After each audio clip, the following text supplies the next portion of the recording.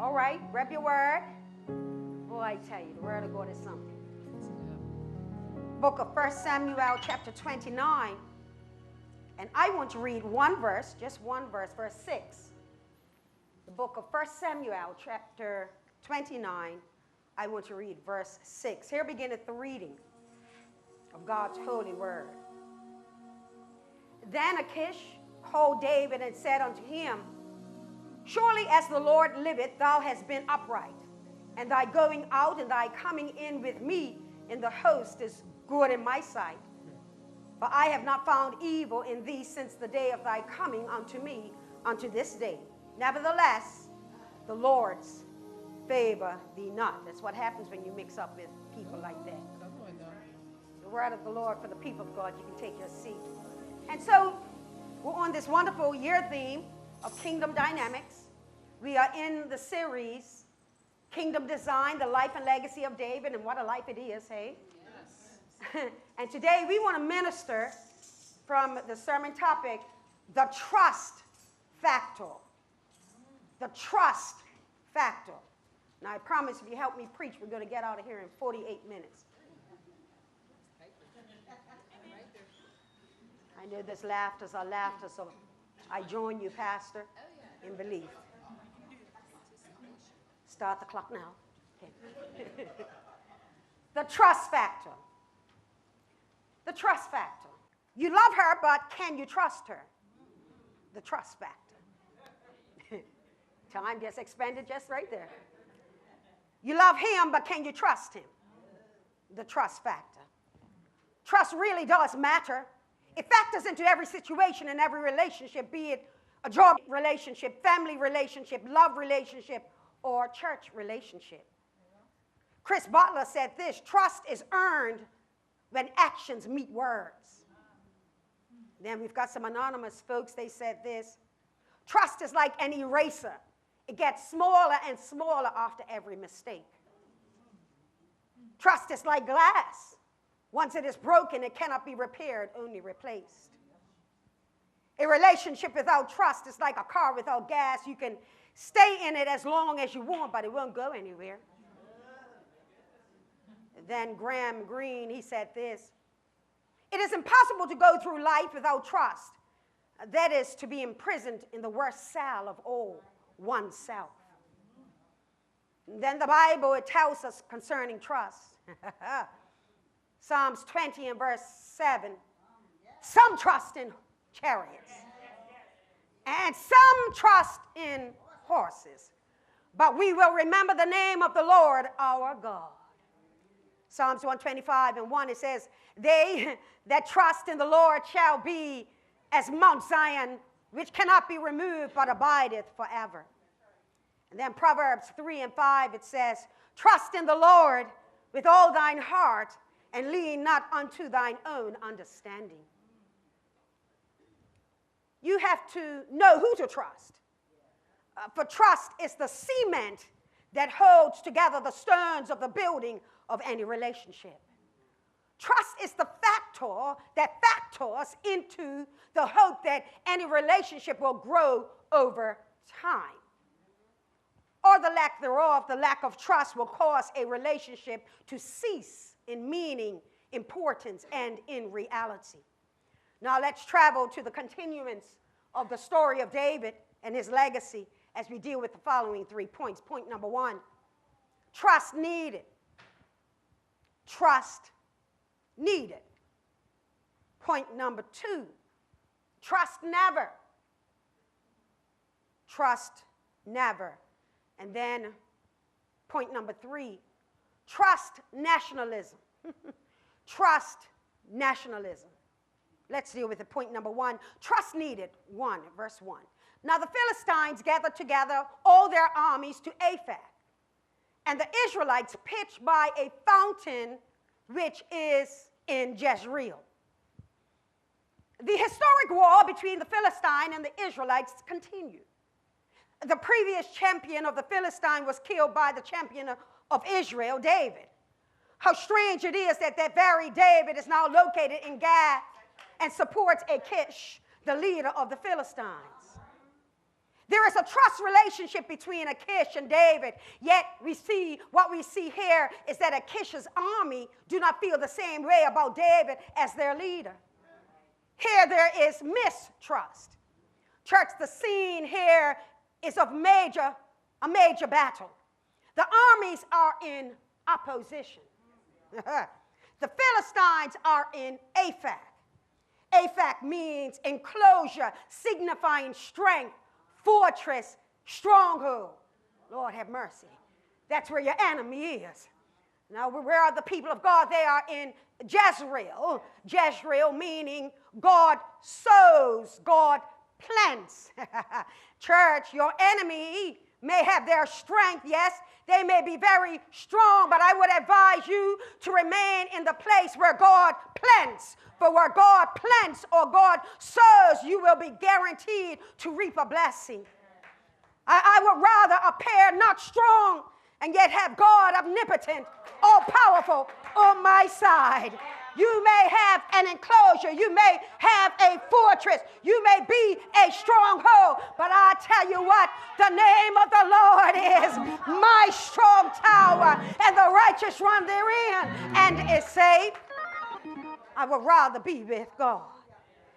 Your enemy may have this, your enemy may have that, but you have the presence of God. You are not merely a conqueror, ladies and gentlemen. Because you have the presence of God, you are more than a conqueror. Verses 2 and 3, it says, and the lords of the Philistines passed on by hundreds and by thousands. But David and his man passed on in the rearward with Achish. Then said the princes of the Philistines, what do these Hebrews hear? How come they heard? And Achish said unto the princes of the Philistines, hey, wait. Is this not David, the servant of Saul, the king of Israel, which has been with me?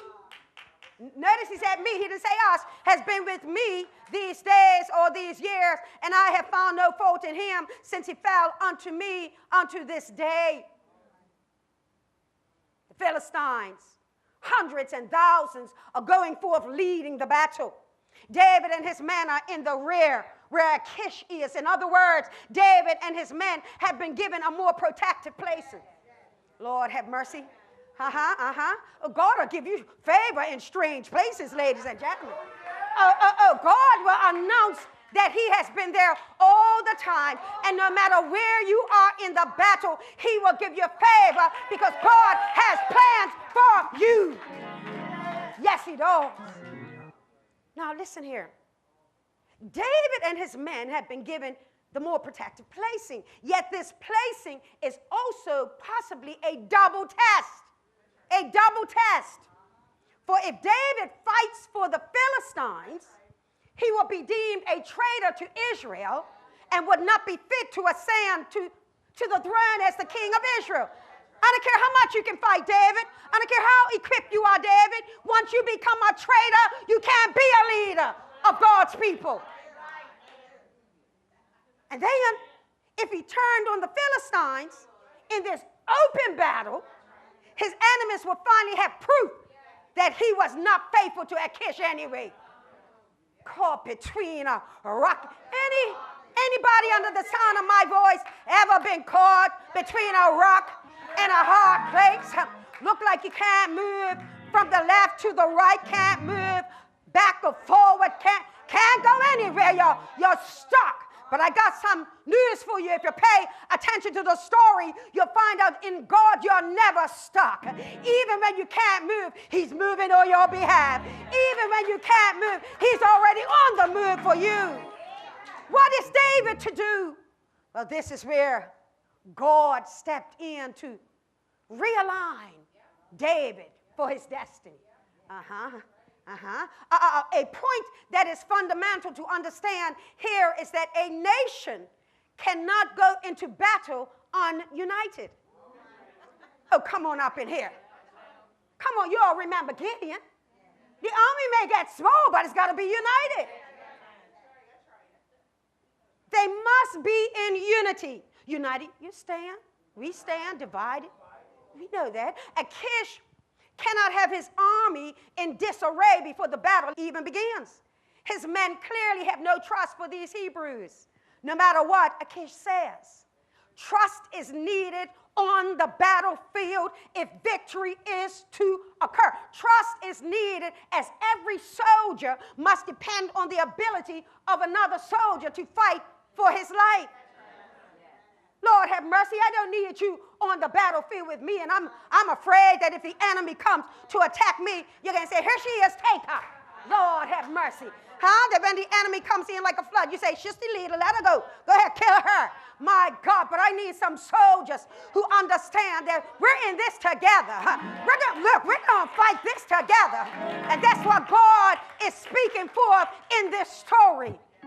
This account, we got to fight together. I read 4 here. And the princes of the Philistines were wroth with him. And the princes of the Philistines said unto him, look, make this fellow return, that he may go again to his place which thou hast appointed him. And let him not go down with us to battle, lest in the battle he be an adversary to us. For wherewith should we reconcile himself unto his master? Should it not be with the heads of these men? In other words, he will want to return to Israel, and it's going to have to take us out to do it. And notice, they don't call him no champion. They call him this fella. That body, her, him. This fellow. Calling him a demeaning term. David, a fighter, of champion. Come on up in here. Somebody in here has champion status, and somebody calls you out of your name. You better remember who you are. You better remember that you're David. Only a little David. Only a little sling. Only a little David. But he could pray. Oh, I'm talking about David. You may be little in their sight, but with God, you've got all the might that you need for this present battle. I'm telling you. David, a leader with a proven record, and yet they call him this fella. Meaning, this man, this one here, certain. Fellow, man, certain. Him, it is like saying, whether he is a champion or ordinary, we want nothing to do with him. He doesn't mean anything to us. Takes me to point 2, trust never. Oh yeah, tick-tock, tick-tock. Verse 5, it reads, is this not David, of whom they sang one to another in dances, saying, Saul slew his thousands, and David his 10,000s. Look here, the Philistines will not trust David. They can't handle who David is. Your enemy can't handle who you really are. I wish some of you will walk in the fullness of who God. You called that deaconess? Walk in the fullness of who God has called you. Stop being so mamby-pamby. Stop being so scared of everything. Stop doubting yourself. I don't care what goes on in your life. God has made you a conqueror. God has called you victorious. God has called you mighty. Walk in who God has called you to be. My God, it's the job of the enemy to call you out. It's the role of the enemy to call you down. It's the passion of the enemy to kill your spirit. But that's why we worship God in spirit and in truth, so that no matter what, we're coming out of this with our hands up. Oh, yes, we are. Yeah. The Philistines will not trust David because it is yet fresh in their mind what David has done in the past. They basically say that they remember the song. Saul killed his thousands, but David his tens of thousands. David, you're the man. You're the man. Who Saul? Who Saul? That's what got him in trouble. The song and the sling testify greatly.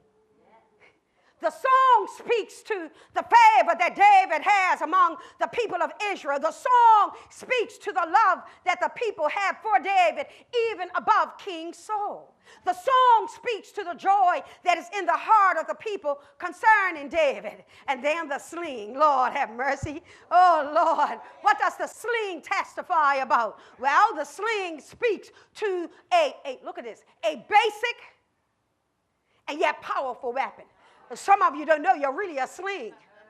You're a sling in the kingdom.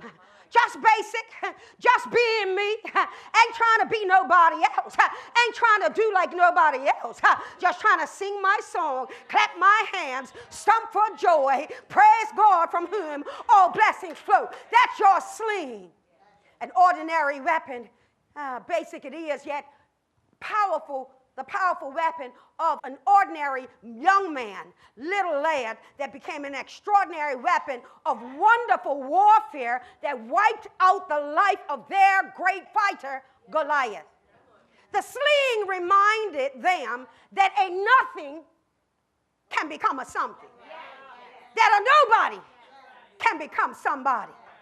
It reminded them that an unknown can become world renowned. A pauper can become the people's hero. The sling spoke to a soldier who had impeccable aim, and it spoke to the one who could destroy them. See, somebody's remembering your testimony. Somebody is remembering your heyday when you had a lot to say about your God. See, when you're feeling weak, when you're feeling like, hey, I'm pitched in the enemy's camp, you better remember what you spoke when you were on the mountain. When you spoke, when you were no problem being big girl, big boy, because that's what's being tested. Do you still have your slingshot testimony? Do you still have your slingshot song? Do you still have your slingshot worship and run and all that? Nobody can operate the slingshot like David. And nobody can operate you like you. As you can tell here, there was no love lost, no trust between David and the Philistines. While King Achish adored David, the men of Achish abhorred him. They abhorred him. Listen, at some point in time, God, listen, church, must reveal who hates you. I'll take my time right here. I'm going to take my time. Can I take my time here?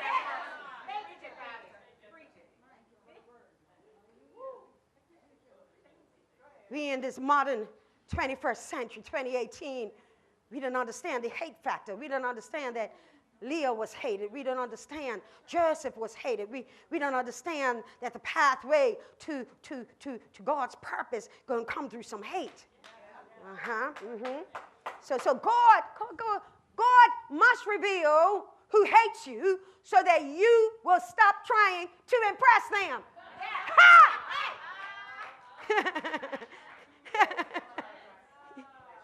I can make them like me. I can make them love me. Yee! Foolishness. God will reveal who hates you so that you will stop being comfortable living with them. You're living with them. There are too many questions about David, and this will not endear trust. No, there is a huge amount of distrust. God's got to get it straight. David, you're my future king. What you doing camping out in the land of the Philistines? The more that you hang out in the wrong place, you get comfortable, and eventually you're going to fall in love with a Philistine. You're going to understand their gods. You're going to rationalize their ways. And what used to be straight up sinful, it's going to be, well, I can see how that can work. That's why you got to stay out of the enemy's camp. Takes us to point 3. Thought I was joking. I wasn't joking. Probably be 38 minutes. Point 3, I can do it. Trust. Trust nationalism. Trust nationalism. And you know, I didn't even know about the spew that was going on till Friday in Bermuda.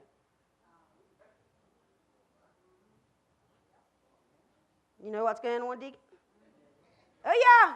You know we got a new holiday. November 4th. Huh?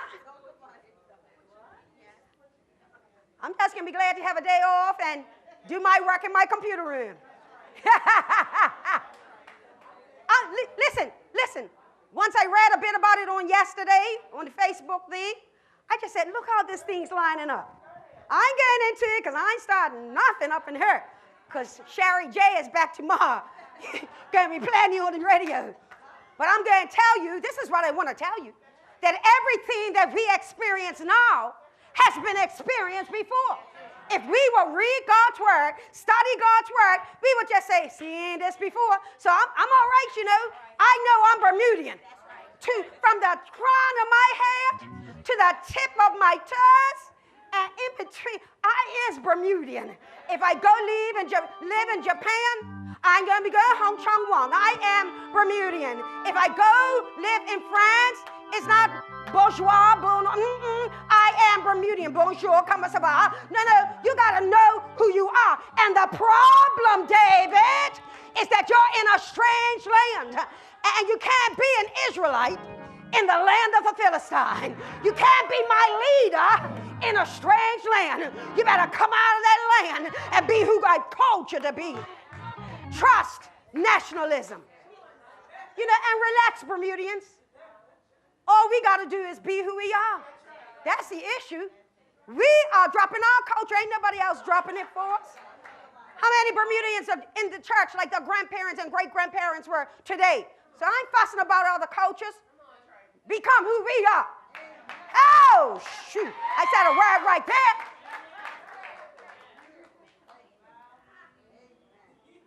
Three.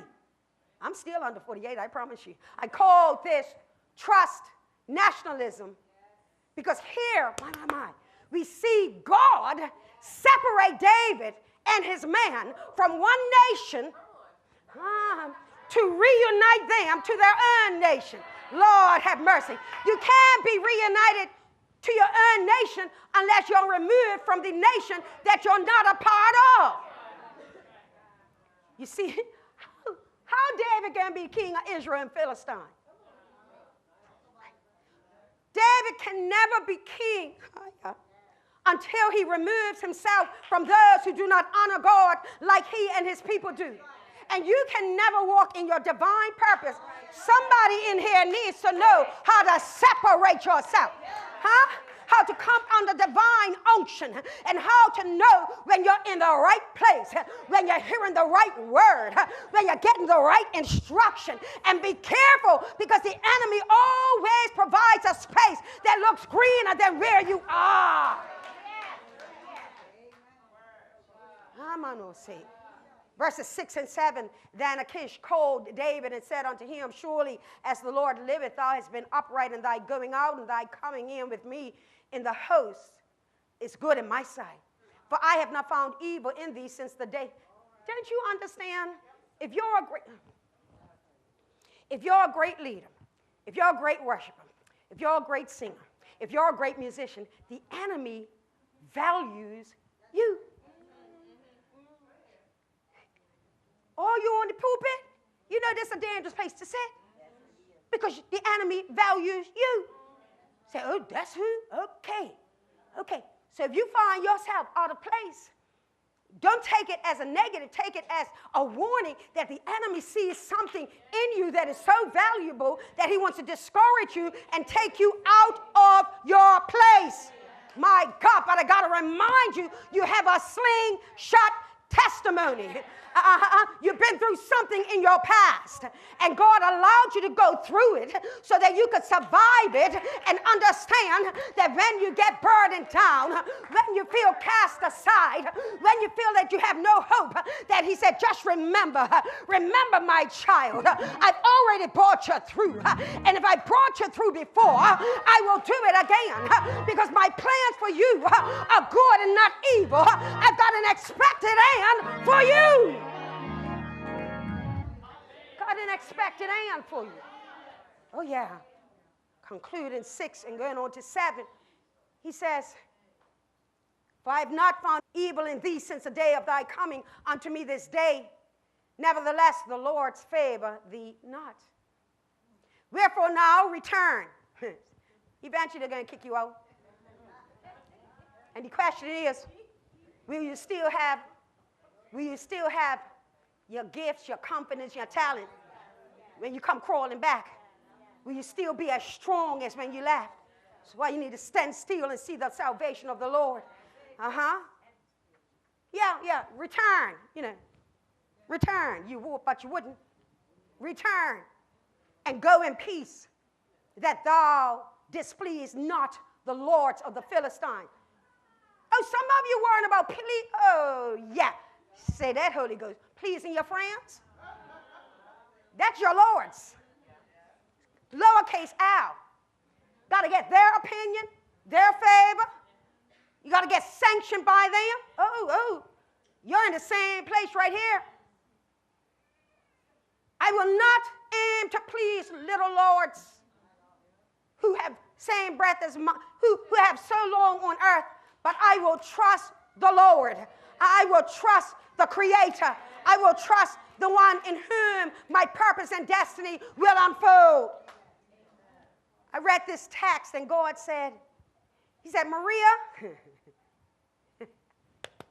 he said, Maria, until your enemy rejects you, you cannot walk fully in the purpose and destiny that I have set before you.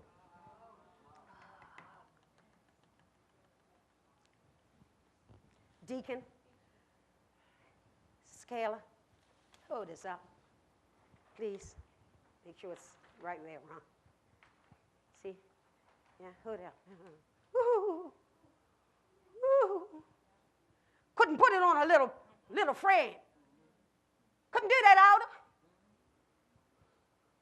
Couldn't even have the word written in 3 pieces of paper. Had to make sure that rejection is seen and has the weight that it really carries. Huh? Had to make sure that they could see this word rejection clearly. Because there's a pain that comes with rejection. But after the pain comes your purpose. Come on, no, say. I know. We want to be, I promise you, you want to be accepted by everybody. You live to try to please everybody. But when you do that, there are times that's called pleasing the lowercase lords. Pleasing this person, pleasing that person, please. But the time that you finally decide, oh my God, I may lose every friend I have. I may lose every supporter that I have. But I tell you what, I'm going to stand up on what the word of God has told me. The Lord is on my side. I don't care who rejects me. I don't care who calls me out of my name. I don't care what they say. I understand that I'm going through a valley of rejection. And if I want to get to my destiny, I got to learn how to be rejected, church. If there's a word that I have for you today, is learn how to embrace, I know, embrace rejection. It's hard, it's tough, but if you can survive rejection, God will manifest his purpose in your life. Stay there. Listen, David must be rich. Come on. If Achish, because his soldiers don't like David, but as long as the king likes him, he can stay. So God says, I got to get Achish to reject you. I got to get them to reject you in order that David will return home, return to his own people, and return to his place. Rejection, it shows your selection to leave where you are and go where you need to be. Rejection is the hurt that places you on the pathway of purpose. I'm telling you, every time I've been majorly rejected in my life, I learned it now, I've been learned it, that if I can survive this present mass of pain, feels like it's going to take you out at the moment. Feels like it's going to break you down at the moment. Feels like, listen, this thing can't, listen. I'm going to tell you the truth all the time. Feel like this, God, what I do? God, I love you all my life. Stand for holiness all my life. Why I got to be rejected? Why? What's fair about this? But God taught me rejection is the necessary pain experienced by those who have destiny to gain. And so if you've got destiny to gain, then you're going to experience rejection. But this rejection is God's exception of you to go from your current place. There's another place to go. How are you going to fulfill David being king if you're being accepted by Achish and the Philistines? Thank you. Thank you. As I put it together, I'm telling you, I just had the guillotine and cutting the page and tape and just taping it together, listening to a sermon by our bishop at the same time. Just saying, yeah, Maria. But you know where it takes you. It's like reject is the eject. Yee, Shabbat. Did you get that? Anybody ever rendered a tape, rendered a CD or a DVD? It finishes its process. But until you eject it, you can't use it. Did you get that? Huh? And God says there are times I need to eject you. And the ejection is the rejection of whomever to take you to your place of purpose. And so in this mixed up God world that we don't understand sometimes, the antiquity of opposites, that in order to be blessed, somebody got to curse me. In order to experience a bountifulness, I've got to go through a period of famine. In order to experience the divine love of God, I've got to feel the hate of other people. But the joy in it, oh my God, it's worth it. It's worth it. Hear me. Let me hurry now. 8, and David said unto Achish, what have I done? See, still trying to stay. And what hast thou found in thy servant so long as I have been with thee unto this day, that I may not go and fight against the enemies of my Lord the king? Listen to David. Separation anxiety. That's another thing. You're so used to being with certain people. Then you can't be with them anymore. It's like you lost the love of your life. Soul ties. Listen. Separation anxiety / soul ties are not of God. When God sees you hooked up to somebody and you value their feelings more than his word, he's going to separate you. Otherwise, you'll never get to your destination because you're yoked to somebody else. Unequally yoked. Separation anxiety, after all, Achish has been a safe place for your enemies, a safe place for you, for him and from Saul, you see, and Saul yet lives, and therefore Israel will not be a safe place for David. Now get it. David has no idea of the last sermon. Okay, let me help you. David has no idea that God has already dealt with the matter of Saul. For God told Saul, tomorrow you and your sons are going to die. David doesn't know that.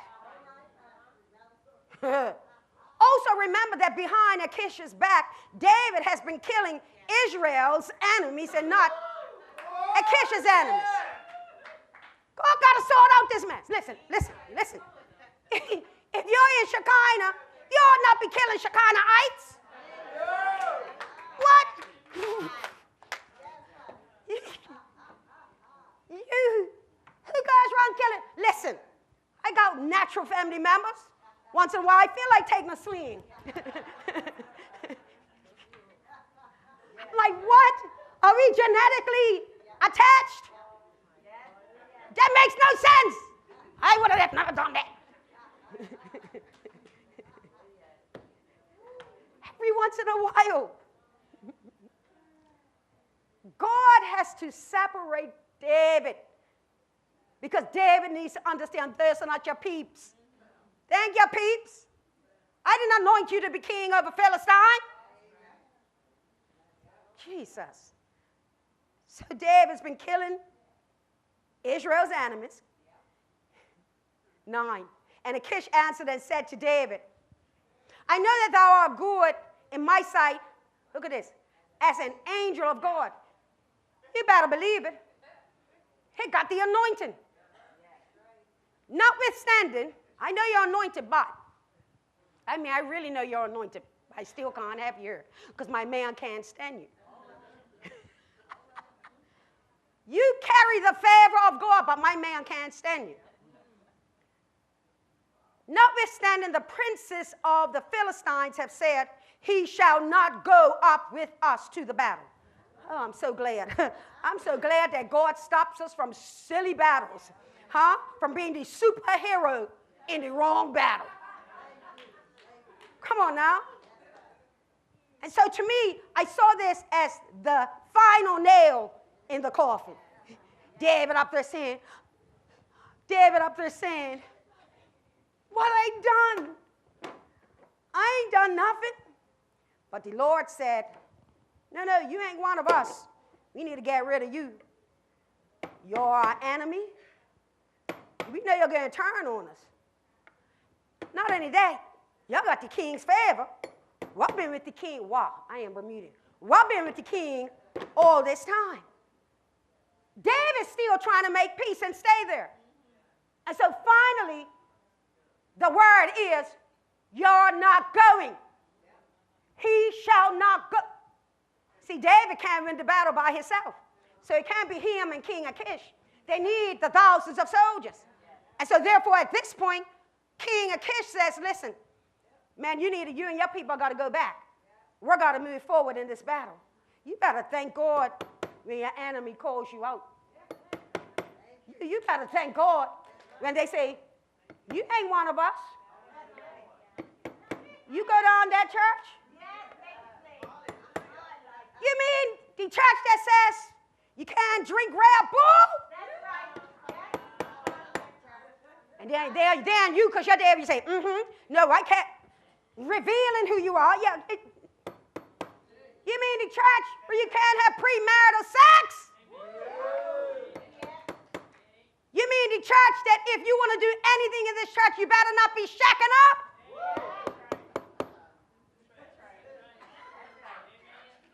God will separate. Look, you go ahead and play. God will show you who you are.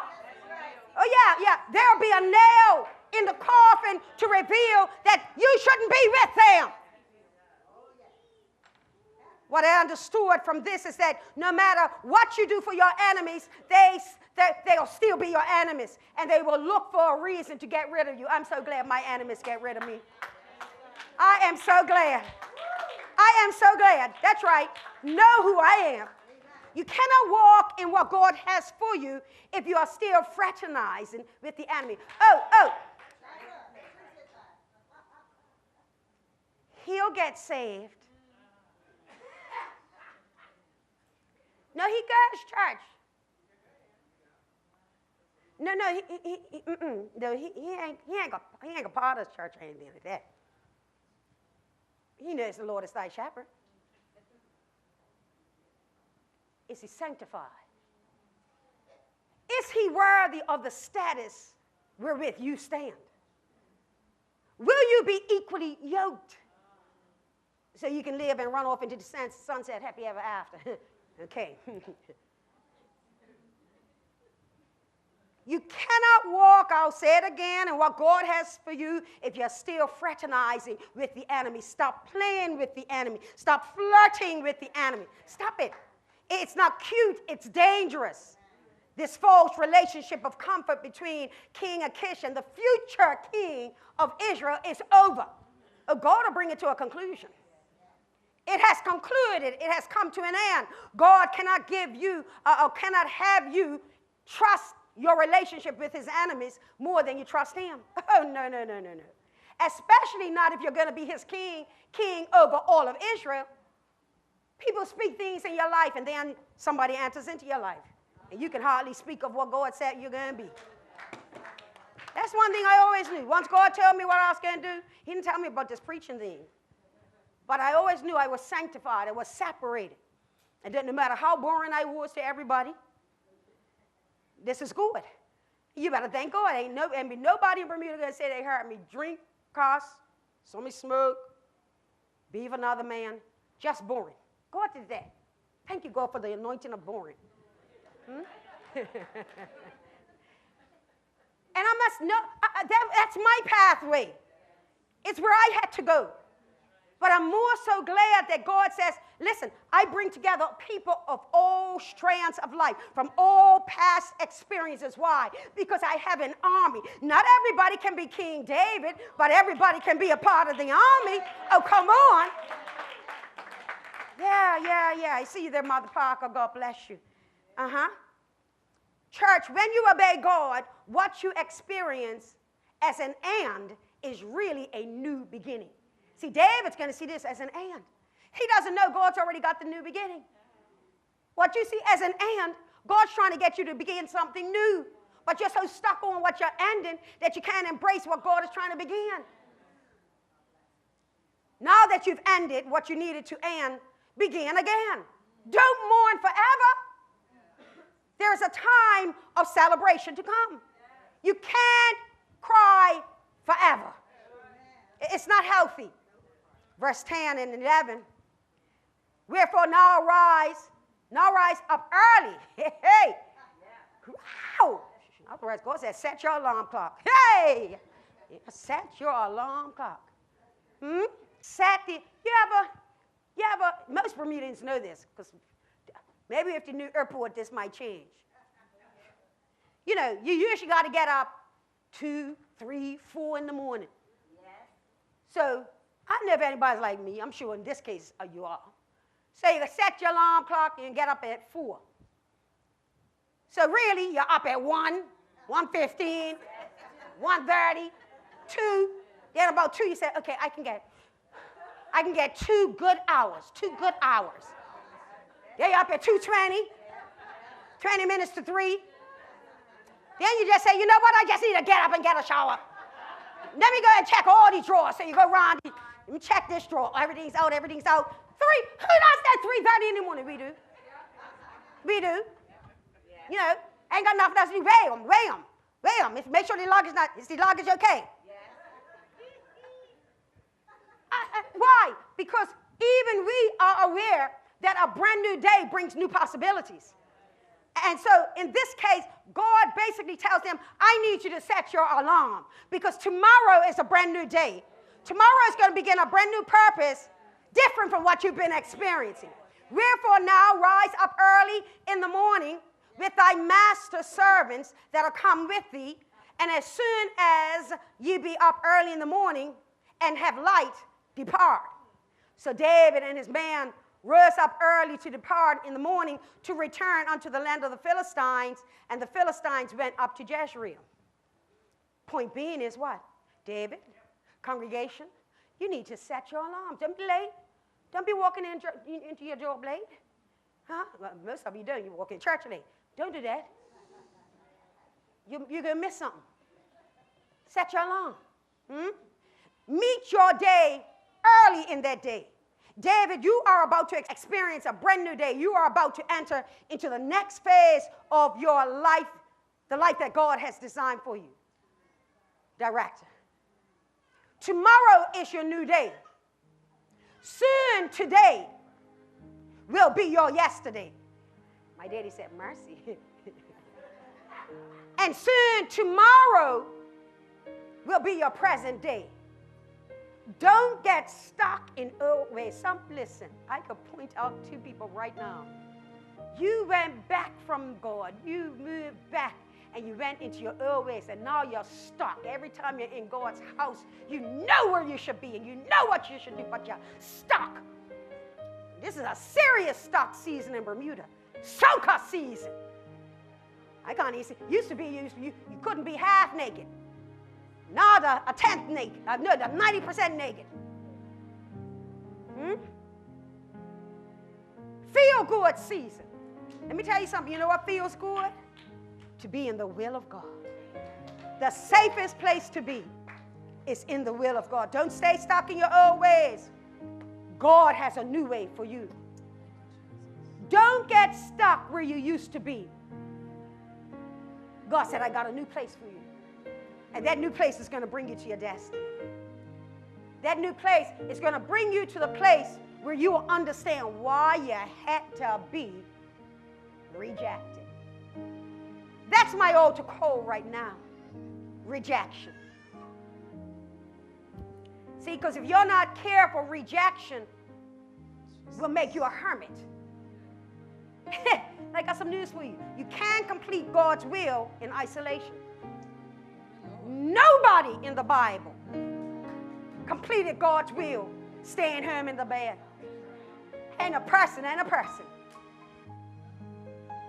want to talk to you, congregation.